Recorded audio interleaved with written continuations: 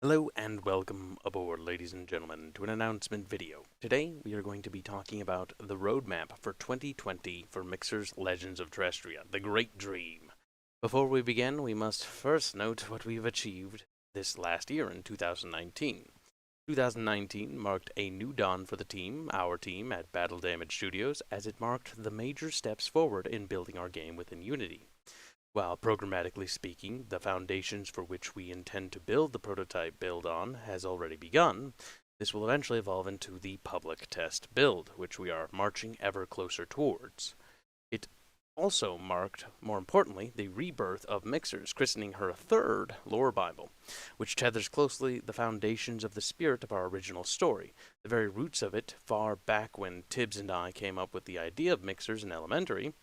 Though we kept the spirit of our childhood dream alive, we adopted the grand scale of 2nd edition, and began refining those core ideas into what would become 3rd edition, a story set on a world called Terrestria.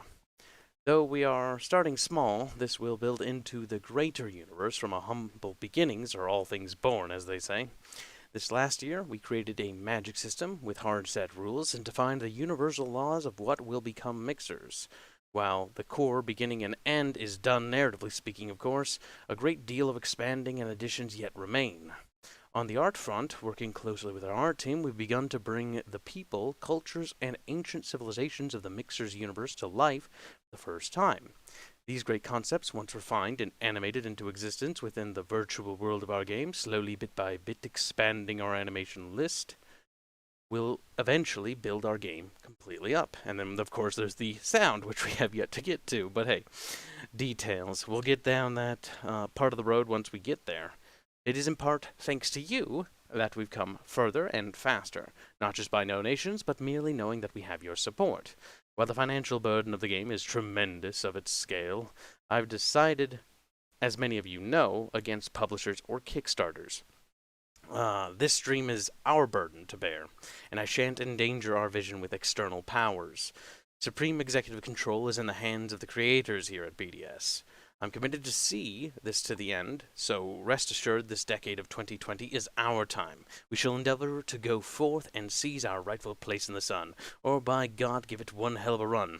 There is no try here. But other than that, this 2020, we have a lot of work to do. One thing I do want to do is, as we get closer and closer to the public build, once we have more art assets covering the game, I will be showing a little bit more of the game. So the reason why I've refrained from doing that right now is because we just simply don't have enough animations in. As you've seen, I'm sure already, we have things like movement done, we have idles done, we have some like attacks in process, but there's a lot of things that need doing. And that costs quite a bit of money, and not only that, but it, more importantly, takes a lot of time. The time is another huge factor.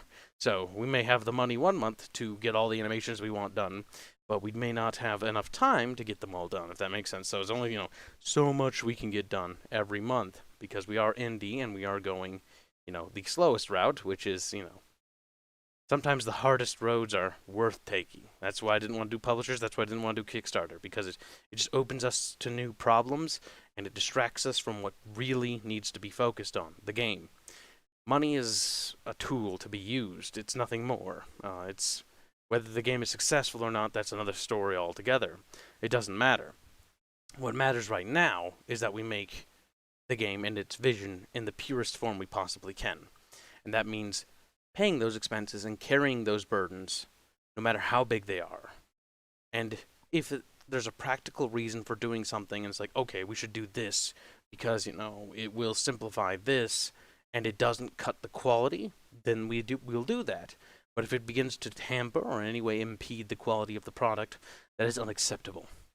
We cannot do that. That means we have to take the hard way. And sometimes the hard way means taking, a few thousand more and just one department and, an extra month or maybe 3 months doing that. And that might, make the game last, development time in the years. But that's a commitment you have to make. And once you make that commitment, once I made that commitment in this project, things became much more clear. It's like this game will not be done tomorrow. It will not be done next month. It will not be done next year even, because I can tell you that because it's that big. But it will be done.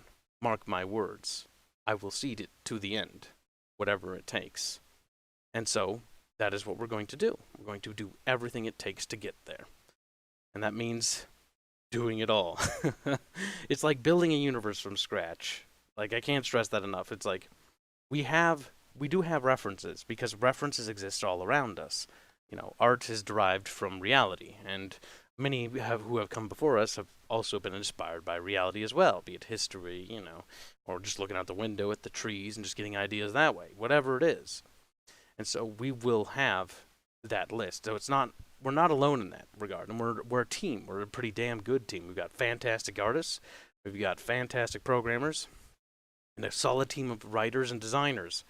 So this will be done, and a very talented musician. I cannot wait. I cannot wait to see his work in there. But we've yet to get to that point, and it'll be a while before we get there.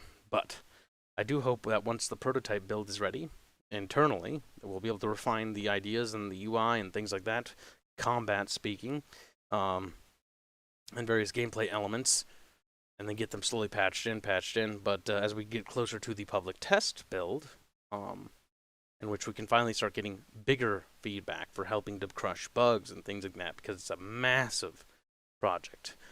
Every time a build is released, I play it maybe a few hundred times, maybe 1,000. I don't even know. Seriously. Okay, maybe not 1,000, but it's getting to that point.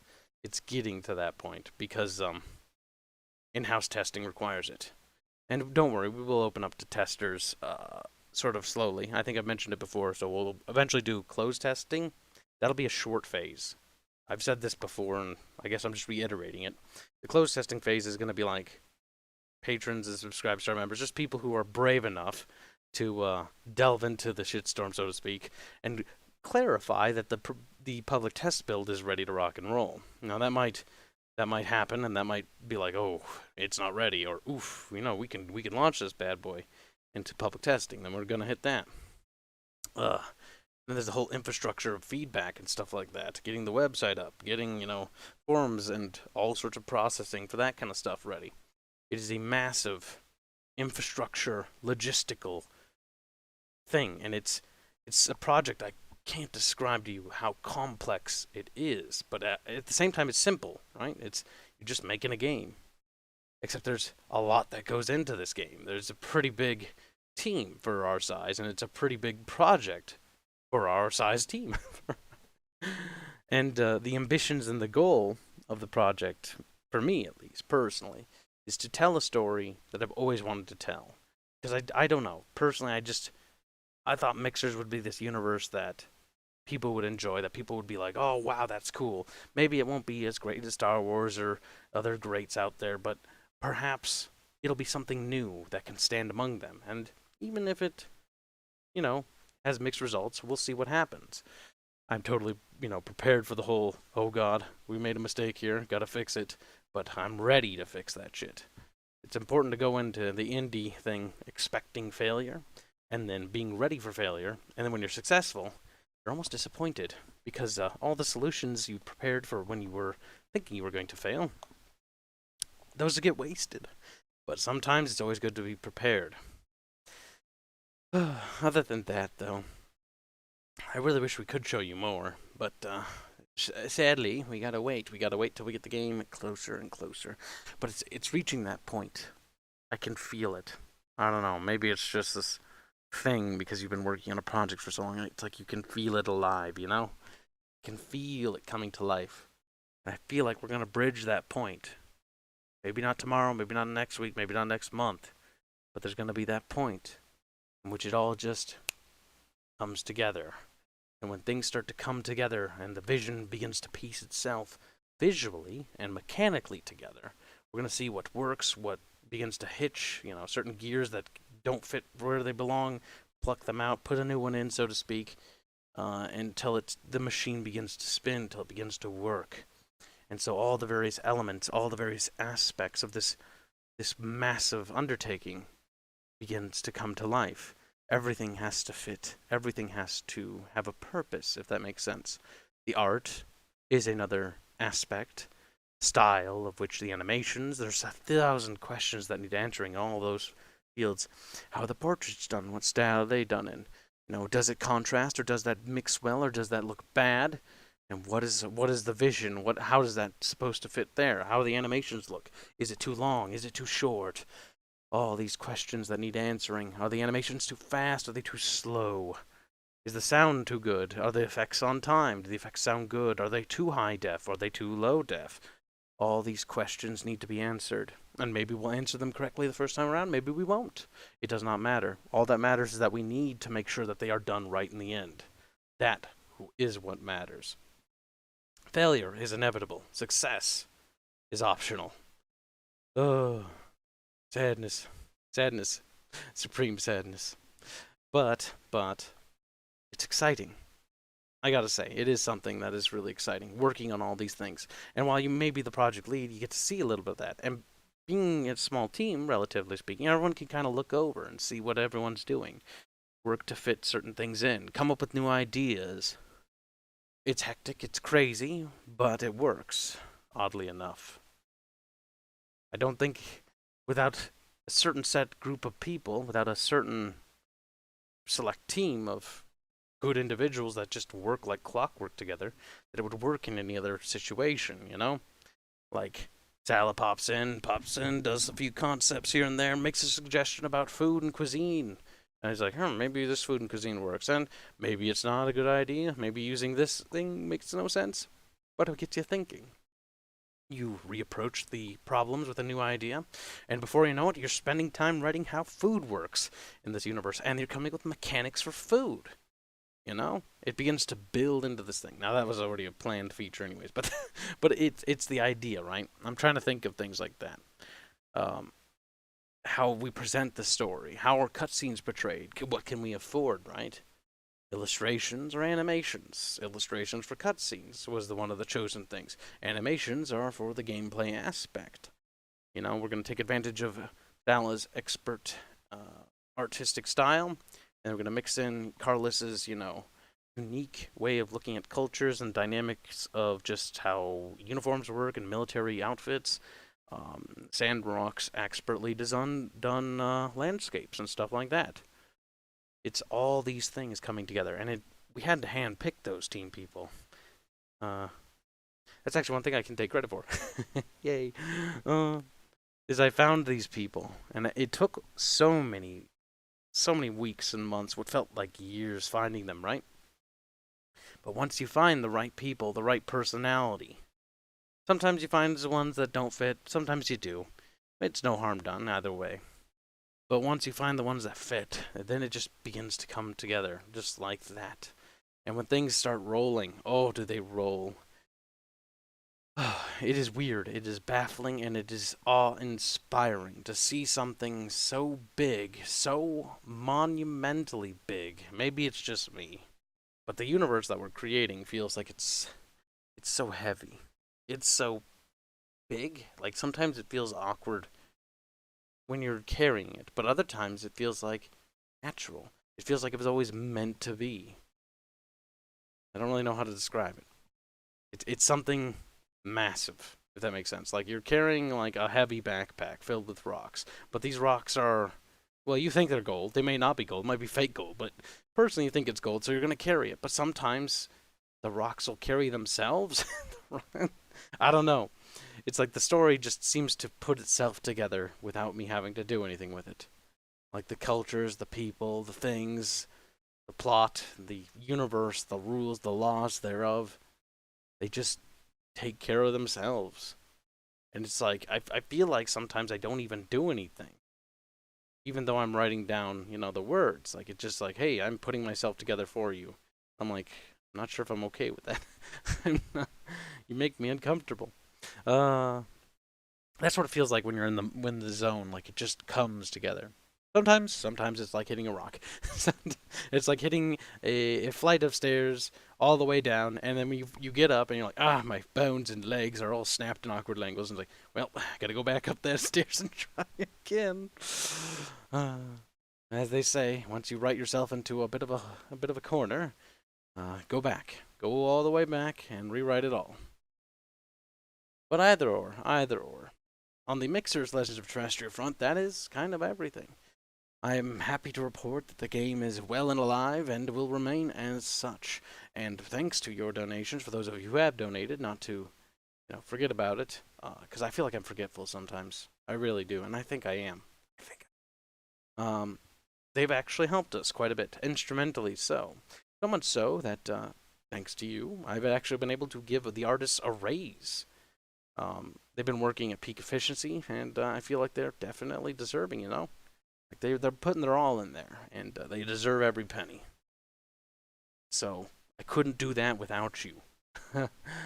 Because it's like I'm already pushing myself to my limits, if that makes sense. Like, I only have so much that I make, working 5 days a week, and hopefully I'll work 7 days a week because we'll need more. Every penny counts, as they say. And I don't want to do Kickstarter, and I don't want to seek publisher support because I don't want other powers interfering. Because I feel like anything that would tamper with the chemistry we have now would just destroy everything, or it would greatly put at risk the vision. Because, oh, this is too offensive, oh, this is too provocative, or, these ideas you're thinking of, these story things are too insensitive, or, aggressive, or perhaps careless, or whatever. It does not matter, because the spirit of the story and the spirit of what, the journey is, I can't really say much on that regard. It's important that all those things exist, and they go in exactly where they belong. Like, for instance, one thing I can say, like the pre-Puritanism vibe. I mean, you look at Rhea, Aya, Nezra, any female from Astria, or be it Navaria, or Cilicia, and you'll find that that pre-Puritanistic ideal, the pre-Puritanistic just culture of how they view things differently. Like, that is not very popular. I mean, it hasn't been popular since the age of antiquity, but these things inspired me to do that. Various cultures and things are always influencing me. History is one of the biggest things that I'm influenced by, I gotta say. But of all the things, what I love most is I love twisting things. It's like you take something like you're inspired by Romans, and I found myself heavily when I was originally writing Astrians, making like a very nods to the Romans, and then towards the end, or towards the middle, it was more Greeks, and I couldn't even really see the Romans anymore. And then towards the end, it's like I can't even see the Greeks. Like, they're gone. They're gone, and it's weird. Maybe that's just how I write things, but it's just like you write until the things that you capture the essence of what those things are, but you make them your own. Take them and you make them their own. And it has its own flavor. It's still always going to be inspired by something, because nothing is ever, truly unique or original. Originality is a funny word. Things are original in how they are portrayed, not necessarily how they are, if that makes sense. But, yes, it's just weird. Oh, this universe is massive. Oh, it's a heavy burden. It's a hefty burden, but it's one I would gladly bear. It's one I'm glad to bear, actually. I am proud of it. I would do it. I would do it, and I would carry this burden until the end of time. If this game, let's say Legend of Terrestria doesn't succeed, and it might not. Maybe people don't like it, or maybe it's not worthy. Maybe I didn't do good enough to make it worth it, and I failed. And if that's the case, then we'll try to patch it, put it together the best we can, until it's as good as it can be, or maybe, who knows, maybe it is as good as it can be, and it's just simply not the market. And, I can't quite use the money to start a studio or do that. Then I'm perfectly resigned to spend the rest of my life doing it the way I am doing it, if that makes sense.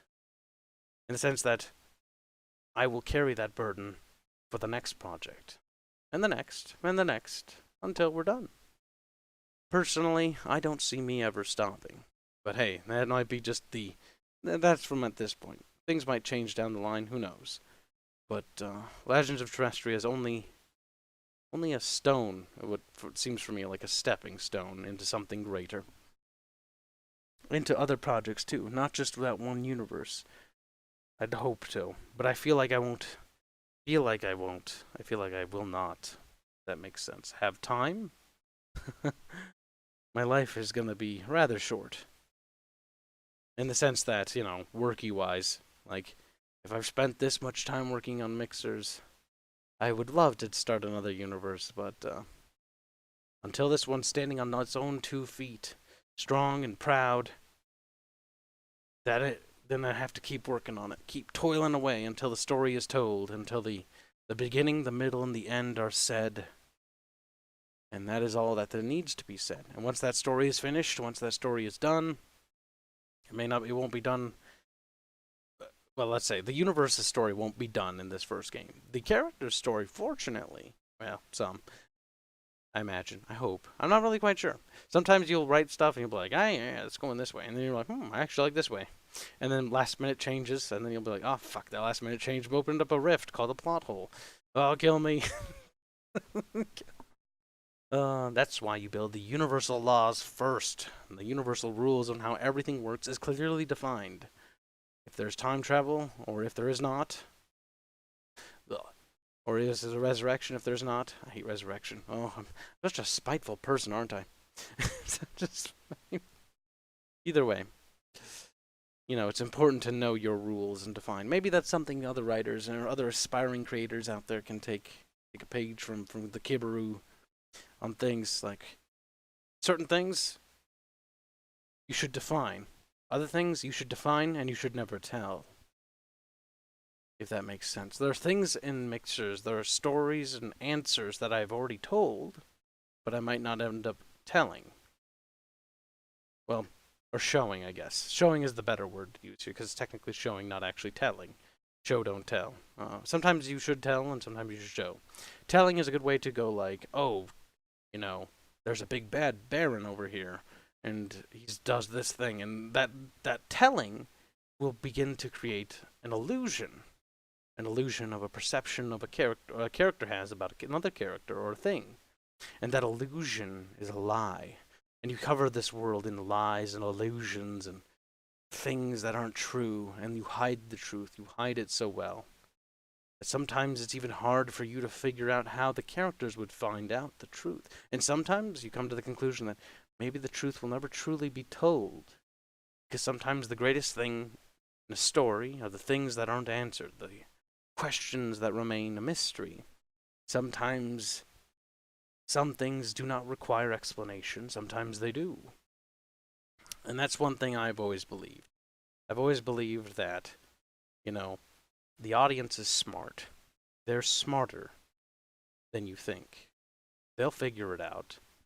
You don't have to tell them everything, because they'll figure it out. They're so smart that you could just give them a picture. Not even a picture. You don't even need to give them a picture. Some of them will just come to the conclusion themselves. They're too smart. They are too smart.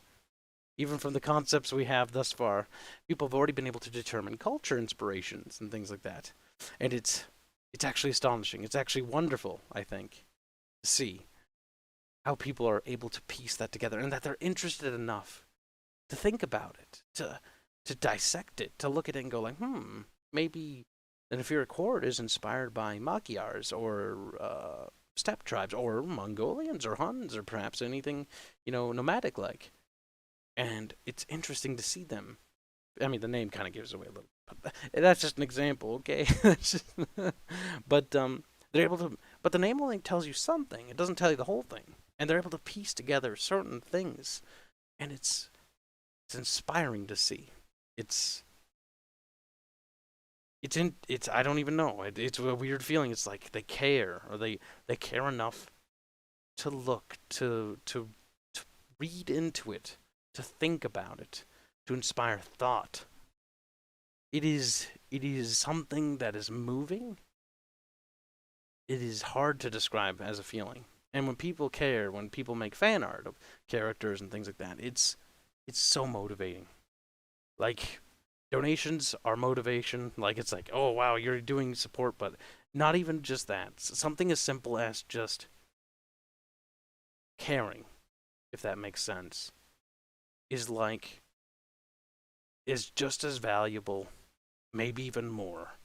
Because when somebody cares about this thing you've carried and you've worked on for so long, and others have worked on with you, it's not only not just for me, by the way, but for the rest of the team. You know, I remember when Sal was almost brought to tears by one of the first concept arts of a character, and it moved me too because it was of my character idea and of his art. He had never had somebody draw fan art of his art, and I had never had somebody draw fan art of something that I worked on. So it was very emotional to see people care about something that maybe, I don't know, it feels like we haven't done a lot sometimes, you know? Because when I think about all the work I do and all the work Sala does and Cash does and Tibbs does and Bubbles does and everyone else does on the team, I always think, will anybody remember or will anybody know all the work that went into this? And even, you know, even if they do, will it matter? And in the end of the day, it doesn't really matter. Like, if we work on it 10 million hours, if we work on it 5 hours. Well, actually, no, that's a lie. It does matter. But I'm talking about in the sense of, like, if it's good work or if it's bad work, that's what's important. You could spend 30 hours a day working on it. You can't even do that. It's not. I know, 30 hours, okay? Leave me alone. It's late. Don't judge. You could spend, 12 hours a day working on it. But if those 12 hours are shit, one good hour will outweigh an entire week's worth of work. Oh, it's just so many things. The project has taught me more than I think I could ever learn. Complexities of everything, how everything is so immense, how everything is important, everything matters, everything is complex, everything is massive. Something as simple as fucking footsteps. It matters. It matters. To have them or to not have them. Does it change the way the game feels? Do they feel like they belong? Some games don't even have footsteps. I've played thousands of games. Thousands of video games. I've analyzed less of them than the ones I've played. I've analyzed maybe a few hundred. But all the hundreds of games I've analyzed, they're never consistent. Some games have footsteps, some don't. Some have good music, some don't. Some focus their priorities on animation, some don't. Some have, some don't need to. Some don't have to have things like this because it's not the project's goal. And it's interesting because you quickly figure out, what do we focus on? Well, for us, it's story is important. It is massive. It matters. And so that is a massive concerted effort into that. The art matters. I mean, the portrayal of this universe. It is... Mixers is something that you've never seen before. I mean, in a sense that you've never seen this universe before. You've probably seen things like it, and no doubt you have. If you've ever been to, planet Earth, you'll have seen everything like it, if that makes sense.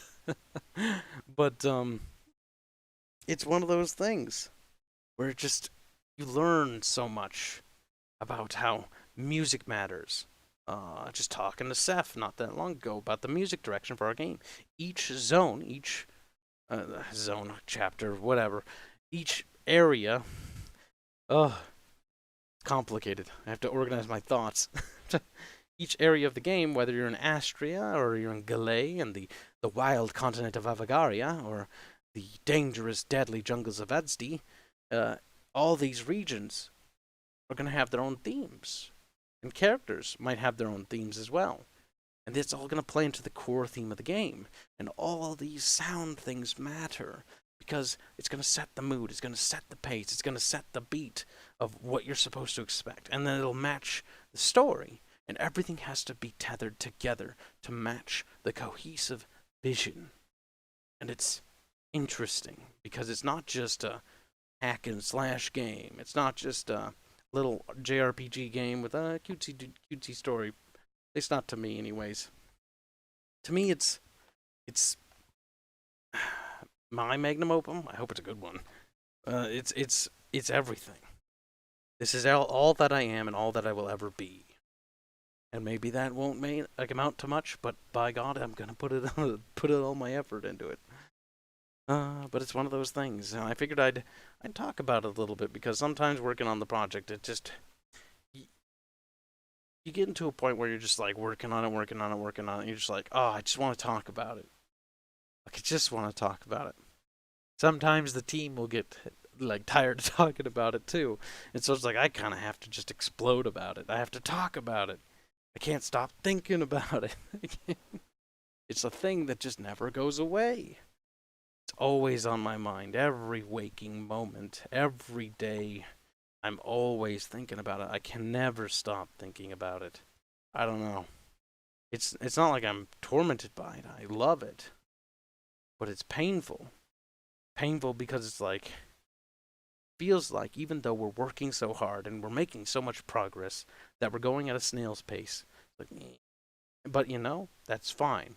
It doesn't matter. All that matters is right now that we're going. And that is what matters the most. It's not going to be an easy journey. It's not going to be a quick journey. This game is massive. It's massive on a couple of ways. It's massive because I've never made a video game before. I took game design. I was briefly educated rather poorly, mind you, in how to make games. And I decided, I'm going to do the indie path. I, turned down a few, what was it? Like internships, like invitations to join other studios because I didn't really want to do it that way. Like I don't have enough time, if that makes sense, to do it all. And sometimes you just have to start. Because if you just keep going around and doing things for other people, you'll get caught up in these other things that you'll lose sight of that dream. So I decided, fuck that shit. And I'm going for that dream. It's not going to be just this thing that I dreamt of and, let slip by. This is something that's going to be done. And I hope it's good. But at the very least, I have happiness in the fact that we're actually doing it. And that's helped with YouTube and things like that. You know what? Because we've rambled on about the game long enough, time to ramble on about the channel. The channel. The channel is this thing that is, I deleted it once. But it's okay. That was the other old channel. That's back when we did content that I just didn't really like. Just didn't really feel natural. It doesn't feel like we really have a really natural flow. Right now I'm kind of doing lore. Working on a Battletech lore video. That one's coming along quite nicely. It took a few times to rewrite it, get back in the habit of doing it, but it's like one of those things where I don't want to just be limited to one thing anymore. Like I've gone beyond that. Regurgitating lore is fun in a sense because you're sharing, these core ideas with other people of a story. And it's like the cool thing about Battletech is it's this universe that kind of people just sort of forgot about it, and I felt kind of sad for it. I felt pity because I don't know, maybe I saw a little bit of my fears and what could become of how it died, and well, it didn't really die. Nothing ever can truly die as far as universes go, but I felt bad because I liked Battletech when I was a little kid, and to see something like that fall into such disrepair and crumbling, to nothing, sad, because it's something that's so cool, it's so great. How could it have that happen? How could that happen? And you begin to look at it, and it's like, well, very easily begin to see. The whole for that universe, they ran into a point. I'm not going to really get into too much of the details about it, but I'll summarize it very crudely, mind you. They got into a point where they kind of like lost direction. They needed to sell things, but they weren't selling enough, and they grew too fast, too quickly. And so they needed to make more money to sustain that growth, that expansion. And when they began to bump into rough times, everything began to collapse, and collapsed rather quickly. And things began to rack up debt, and, they had to try to sell models faster, and they had to shoot out story faster to sell models faster, and sell products faster to maintain themselves. And in doing so, they helped kill themselves. And other studios picked it up, but didn't really respect the source ideas and tried to reboot and restart it. And rebooting and restarting ideas can work in a sense, but it's something that you really shouldn't do. You should just carry on. A new story can begin in the same universe. You don't have to start all over to get new people into it. That's a mistake. That was the mistake Warhammer Fantasy made, GW as well. They thought that, it's an old universe, it's dying, we might as well reboot it as Age of Sigmar, erase the past so that none of it mattered. But what makes universes have charm is that they have this depth, they have this history, this world that they're built upon. Because, in a sense, all universes is a place to escape. Mixers, I'm hoping, will be another place for people to escape and have fun. I really hope so. And I know that is the case for things like Star Wars, too. Like, it is a place where you can escape. You don't need to think about Democrats, Republicans, aristocrats, whatever. All these issues of today, they don't matter. None of it matters. Because if you always worry about those problems, you're just going to be stressed out all the time. And so, why not make a world in which, there are new problems, right? Like the Empire in Star Wars, the Death Star blowing up entire fucking planets. But you have a different story. You don't have to worry about the stresses of today. You can instead escape and become part of the rebellion, taking down a evil, vicious empire that erased a once noble idea of a republic, Or you can escape to Tolkien's Lord of the Rings and the lands of Middle-earth. Just all the cool stuff and crazy things that go down over there. To me, these worlds are important, and that's one thing that's very important, is a lot of these great universes and worlds are inspired by politics and things from the real world, but they aren't political, in a sense. They don't need it. They're timeless. Because games are not political, and they never really have been. And games that are political, they die. They die quickly. And they die without a noise, really. They fade into obscurity. Because they have no lifespan, I guess you could say. If you make a game that's dated, it will remain dated. And as the world changes, people will forget it. But if you make something immortal, like Lord of the Rings, Star Wars, Warhammer, Battletech, these things are immortal because they aren't dated. They don't exist in our world. They don't need our politics. And they're not there to soapbox at you. They're there for you to indulge yourself in the fantasy. Battletech, it's, the knights and mech warriors, going around either being noble heroes or, corrupt noble knights, fighting for various houses and ideals. Or it's Star Wars, fighting against the Empire or for the Jedi or the Sith in a war of ideals as well. And these are idealistic wars, which have politics, but isolated. And that's the charm in it. That was one thing that inspired me in our universe to just simply make politics in our game. But not have it, if that makes sense. Like, it's not real politics, it's fake. And it doesn't have any bearing on our own world. It shouldn't. That's stupid. It's not to appeal to left or right. Because that concept is retarded. It's to appeal to all. Because it's a place where anyone, regardless of who they are, can escape together. And not only can they escape together, but they can have fun together. It's one thing that helped me find friends that, don't necessarily agree all the time with stuff that I like. Or think about things I do. It doesn't matter. They don't have to. Some of my more interesting friends are people that I don't agree with. And those ones have sometimes become, my closest friends. We don't see eye to eye on every issue, and we don't have to. We never should. There's no need for it. Because being someone's friend is not about agreeing. It never was. Being someone's friend was always about being there for them and being able to empathize and just simply communicate and have fun, regardless of your creed, your race, whatever. Doesn't matter.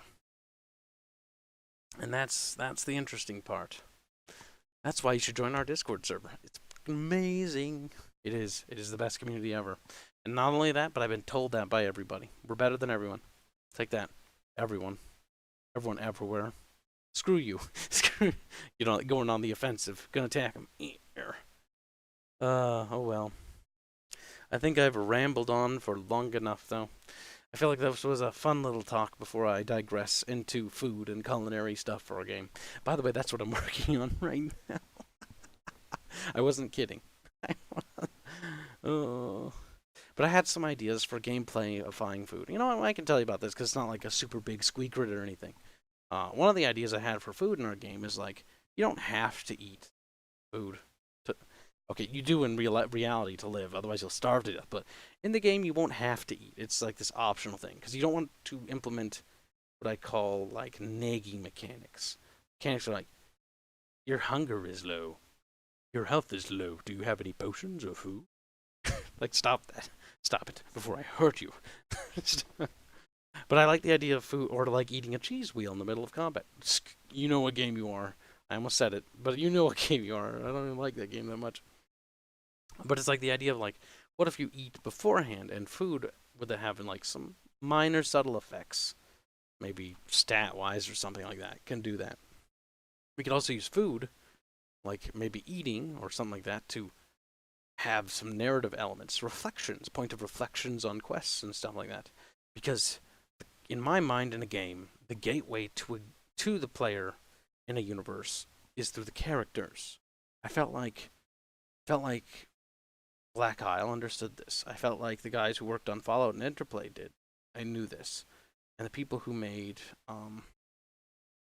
the early BioWare games, like they understand that you can have these cool things that you do in a game, like you can in like games like Skyrim, but all these cool things, fighting dragons is nice and whatnot, but what really makes a game, at least story-wise for me, is the characters.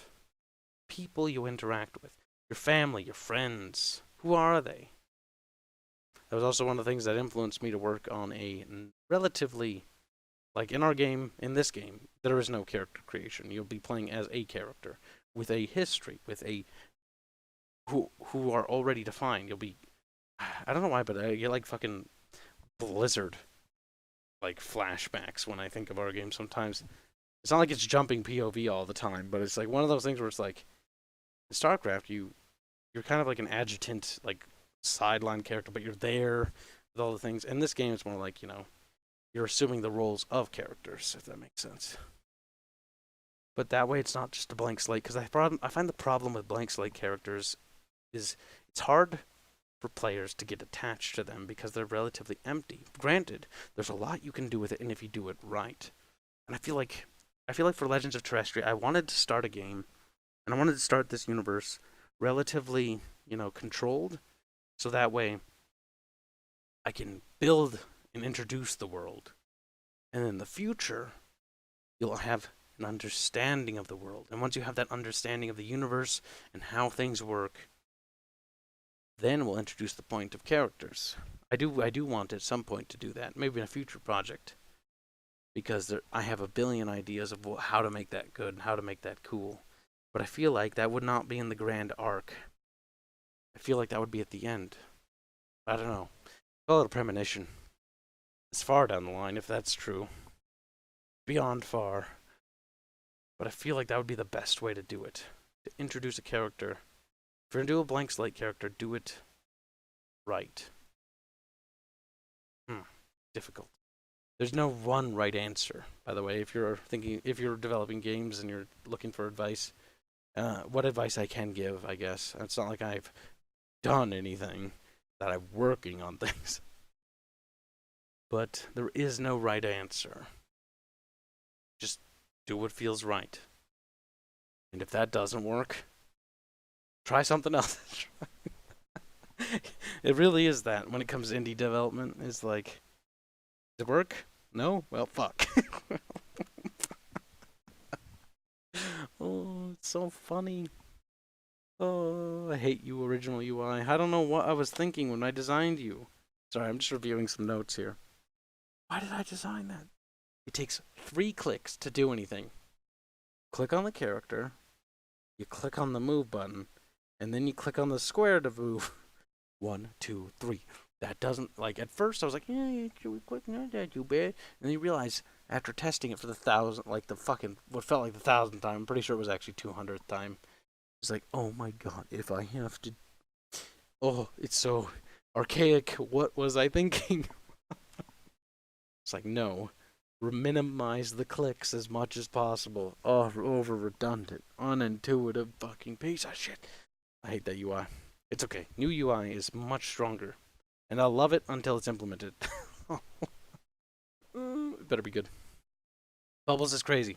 Bubbles is the one who's insane. He's a little autist boy. His name is McBubs for a reason. And he's come up with a intuitive, crazy UI, along with Sal, myself, and the rest of the lads, that we introduced the idea to Tyler. And Tyler was like, I don't want to do it. It was... Oh, if only we could... Well, if only our, like, entire development cycle was streamed or recorded, it would be legendary. It's like half the time I'm like busting balls on things. Other times it's like when we're talking, working as a team on something, it's like, Tyler, what do you think of doing this? He's like, I don't like the idea of the I don't like the idea of the windows getting smaller and getting bigger. He's like, I don't want to do it. And now he's gonna do it because he's a brave lad. That's what he gets for looking like a fucking Sasquatch. That's a valuable lesson, Tyler. Don't you forget it. Sasquatch bastard. Seriously though, that guy looks like Sasquatch. I'm not kidding. And if he doesn't shave in a week, or not even a week, a few days, he looks like Steve Jobs. It's fucking creepy. One thing that's not, like, he has yet to have happen is he's got to go gray and he's got to go bald. Either way. I hope you enjoyed this video, and I hope you enjoyed this reel of little concept art and stuff like that. As you can see, our game be put together. I actually probably ran out of fucking art a while ago that I want to share, because I don't want to share everything. I just want to share some. There are so many things that I can't show you and will never show you. Never show you until it's, you know, done. But either or, until next time. Oh my god. My alarm's going off. Alright, time for me to end this. Until next time, ladies and gents. Have a great night. Wait, no. That's for me.